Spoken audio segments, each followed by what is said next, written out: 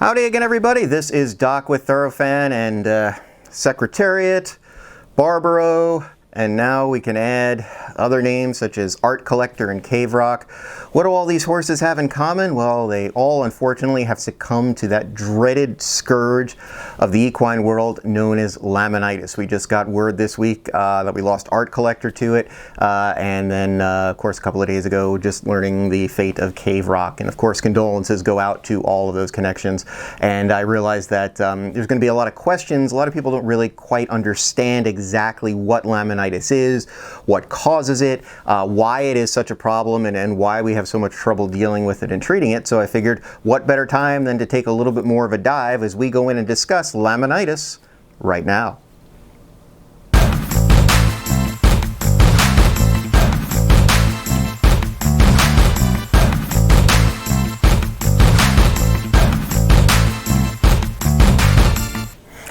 All right, so Laminitis is an incredibly complex condition. There has been literally tens of millions of dollars thrown into research into this disease, and they are getting better ideas of the exact trigger mechanisms, certain things that cause it, treatment modalities that tend to work in some cases, but unfortunately not in others. But I'm going to try to keep this, again, fairly simple for everybody, because if we really delved into all the minutiae and all the nuances of it, this video would probably be about 6 hours long, and that still probably wouldn't be long enough. So we're going to kind of, like I said, keep things fairly simple and start by explaining a little bit of with the anatomy of the hoof and the area that we're talking about here. Now, the equine foot is uniquely constructed in such a way that really the hoof is kind of the equivalent in some ways to our fingernails or our toenails. It's a very hard keratin substance, as anybody who's seen a horse's hoof knows, and inside that hoof are what we call the third phalanx, or the coffin bone, and that's the area that we're going to focus on when we're talking mostly about Laminitis. Now, there's a connection that holds that piece of the front part of the coffin bone up to the hoof wall to allow everything to sit normally, and that is what is called the laminae. And there are kind of two kinds. There's what they call a sensitive and an insensitive laminae, and one is set along the inside of the hoof wall itself, and the other is set along the front aspect of the coffin bone. And you can see also in some of these pictures and videos that are being shown exactly how this is set up anatomically and how everything kind of sits together. Now, it's kind of interesting in the fact that this laminae is folded thousands and thousands and thousands of times. So it creates these little finger-like projections, and what happens is these projections interlock with each other and form a very strong bond, again, that holds the hoof wall to the coffin bone in the way that it should. Without this bond, and we'll talk about exactly what happens in a minute about that, you get a lot of problems that develop because there's a lot of different pressures obviously on the horse's foot and hoof and bone structure going up the leg when they do step and when they run and when they place their foot and move it. So the laminae obviously serves a critical role in maintaining the structural integrity of the hoof. Now, Laminitis simply means, if you break it down to the basic roots of the word, itis, anything with itis in it basically means inflammation. Lamin just means the laminae, so laminitis, inflammation of that laminae. And there's a lot of different things that kind of can cause this inflammation to occur. The most common ones that they have seen are sudden diet change that causes kind of a spike in carbohydrates being ingested. So this is the typical scenario of either a horse getting out on really new lush pasture where there's a lot of sugars present in the new grasses, or the horse that breaks out of their stall, gets into the feed room and eats an entire bag of feed, or the concentrates as we call it. This leads to a whole bunch of different things. You can look at this chart that I've got up right now exactly to see how all this stuff interacts. If you really want to dig into it, be my guest, but just know that it causes changes in the horse that then cause inflammatory responses that can potentially affect that laminae and disrupt blood flow to it and cause it to break down.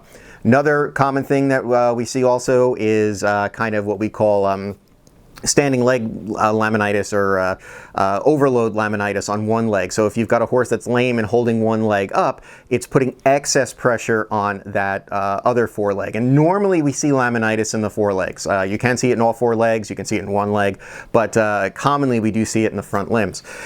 Now, when they're standing like that, obviously, they're putting excess pressure on that hoof, which we think leads to some blood flow disruption. The other theory that's kind of been promoted a little bit more on that is the fact that when a horse is lame, they're not moving as much as they normally should. They're not moving in the same locomotive manner, and that actually does affect the blood flow down to that laminae. And making sure that that laminae stays nourished with fresh blood, nutrients, getting the waste products out of there is crucial to maintaining that interlocking mechanism that's there to hold everything in place. So in laminitis, what happens is that, as I said, that laminae interlocking starts to break down. Now, it can be a very mild case where there's just some inflammation and the horse recovers from it. A lot of times, some farriers and vets will tell you horses probably go through very minor laminitis bouts and we never know it. Sometimes there's some evidence of it when they're looking at the hoof or they're trimming the hoof, a little bit of bruising here or there. They might notice evidence that, oh, your horse may have went through a little bit of a laminitic episode. In those cases, they usually do recover. But when you have that separation start to happen and that breakdown of the laminae, that is incredibly, incredibly painful for the horse, and that's why you see the lameness that you often see. And they describe this as horses having kind of a sawhorse stance. As I said, usually this affects the front feet. So what they will do is they will rock backwards, and they'll put a lot of extra weight on their hind legs, and they'll kind of try to step off their front legs to relieve that pressure and that pain.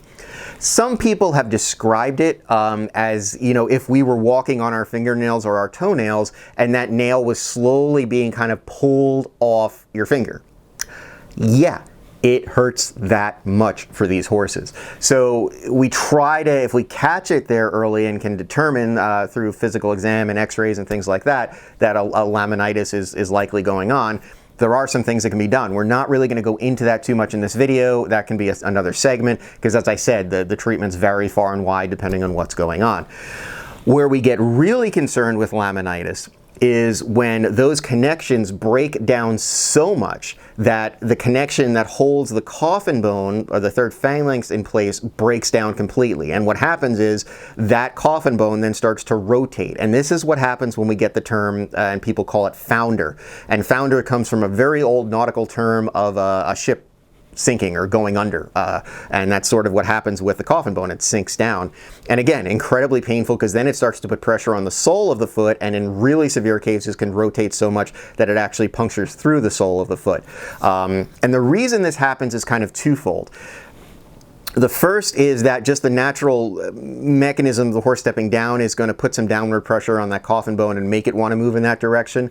The other, and as you can see in some of these short video clips and pictures that are being put up as I'm speaking, is that the horse basically has two major tendons that work to try to keep everything in place. And you have the extensor apparatus that helps move the hoof in a forward direction, and you have the flexion apparatus or deep digital flexor tendons that pull the hoof down that way. And the flexor tendons are about twice the size of the extensors, and so they exert a heck of a lot more pull on that coffin bone, and if that connection is not there with the laminae, it's going to just pull that coffin bone right down into an improper position. Again, something that is incredibly, incredibly painful for the horse. And these types of inflammatory responses and breakdown of that laminate can happen in hours.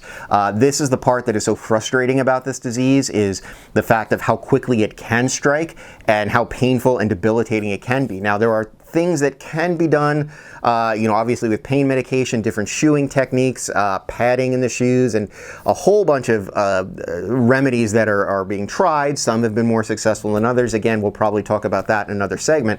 But that's really the crux of laminitis, and that's the most unfortunate thing about it, is we just cannot keep these horses comfortable. And the longer a horse stays off, let's say 1 foot because of a laminitic episode, that increases the chances that they're going to develop laminitis for those reasons that we talked about in another set.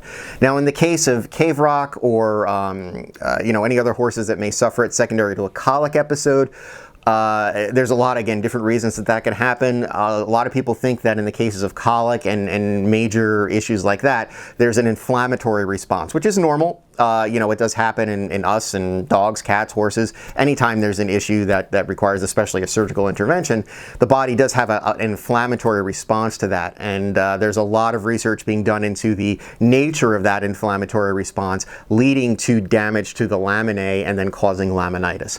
So again, I have no, outside knowledge of exactly what happened with the cave rock situation, aside from what's being reported in various outlets. I don't have, an ability to look into the vet records or anything like that. I'm going solely off what has been described on various media and social media outlets. So I hope that helps explain a little bit of what laminitis is and why it is so debilitating. And unfortunately, a lot of times these horses are euthanized because we just cannot control the pain. We cannot control their suffering, and we cannot keep them in a position in slings or things like that long term to try to let this heal up. And sometimes once you get so much rotation in the coffin bone, there's not a heck of a lot you can do anyway.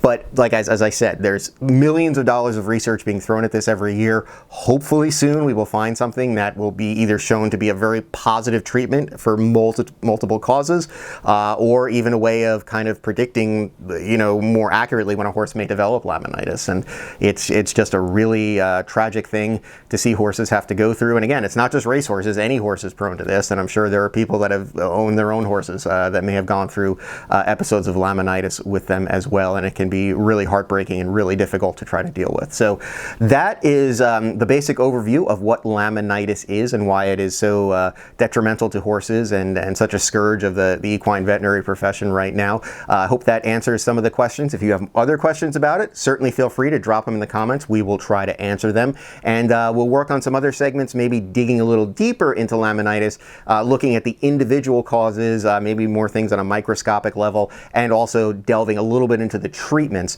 that have been pioneered over the years to try to help deal with this. So until then, I am Doc with Thoroughfan, and as always, if you, the racing fan, want the most up-to-date and accurate information made completely by us, the racing fans, there's only one place you need to turn, and that is right here at Thoroughfan.